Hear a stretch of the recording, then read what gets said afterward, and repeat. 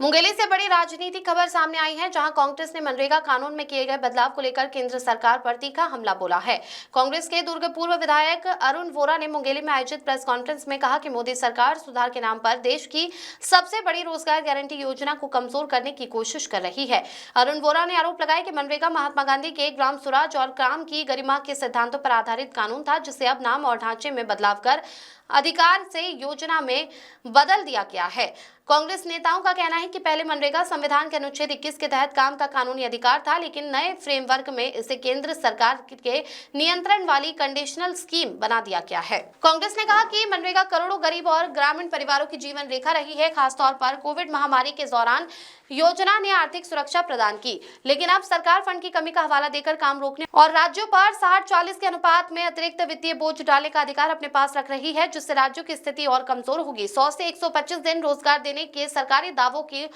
दावे को कांग्रेस ने छलावा बताया। अरुण वोरा ने कहा कि पिछले 11 वर्षों में मनरेगा के तहत औसतन केवल 38 दिन का रोजगार ही उपलब्ध कराया गया है। वहीं वीबीजी रामजी योजना को भी कांग्रेस ने भ्रामक नामकरण करार देते हुए कहा कि सरकार नाम बदलकर जनता और मजदूरों को गुमराह कर रही है। कांग्रेस का स्पष्ट आरोप है कि मनरेगा को कानून से योजना में बदलकर मजदूरों से उनका संवैधानिक अधिकार छीना जा रहा है, जिसे पार्टी किसी भी हालत में स्वीकार नहीं करेगी। अखिल भारतीय कांग्रेस कमेटी से जो निर्देश प्राप्त हुआ है और प्रदेश कांग्रेस कमेटी ने जो निर्देश जारी किया है कि 10 जनवरी से 26 फरवरी तक चरणबद्ध आंदोलन केंद्र की भारतीय जनता पार्टी की सरकार के खिलाफ किया जाएगा, जिसमें पहले दिन आप लोगों से चर्चा, उसके बाद कल उपवास, फिर लोगों के बीच में जाकर चौपाल नुक्कड़ सभाओं के माध्यम से लोगों को बतलाना कि मनरेगा के साथ जो छेड़छाड़ भारतीय जनता पार्टी ने की है, ये मजदूरों के हित में कहीं भी नहीं है। क्योंकि जब और 1.5 दशक हुए इस योजना के बाद कांग्रेस की सरकार ने, मैंने कहा कि देश के करोड़ों मजदूरों को रोजगार मिला, 15 दिन रोजगार की गारंटी थी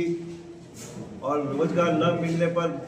रोजगार भत्ता देने की बात भी कांग्रेस ने कही थी, लेकिन यह गारंटी अब केंद्र की भारतीय जनता पार्टी की सरकार ने खत्म कर दी है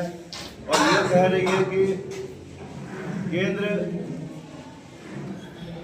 अपनी जिम्मेदारी से बचकर पहले केंद्र की सरकार पूरा पैसा देती थी, अब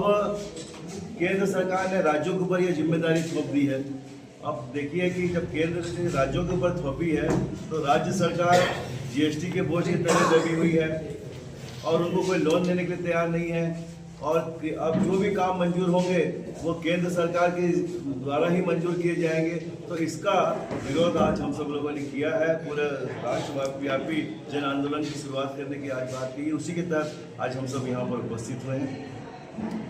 आज जब केंद्र पैसे की बात करती है तो पश्चिम बंगाल में 70 लाख मजदूरों ने काम कर लिया, लेकिन मनरेगा के तहत काम किया, उसका पैसा आज तक सरकार ने नहीं दिया और यह संख्या पहुंच गई करीब 2.5 करोड़। वहां की सरकार ने धरना किया, प्रदर्शन किया, लंबी गुहार लगाई, उसके बाद अभी 2026 में यह देने की बात कही है। तो केंद्र सरकार के पास पैसा नहीं है और केंद्र सरकार काम तय करेगी तो ये मजदूरों के साथ अन्याय है। ये काम देने वाली सरकार है कि काम छीनने वाली सरकार है, इसका कांग्रेस पार्टी जबरदस्त विरोध करती है और उसी के तहत मैंने बताया कि 10 जनवरी से 26 फरवरी तक चरणबद्ध आंदोलन की शुरुआत आज से की जा रही है।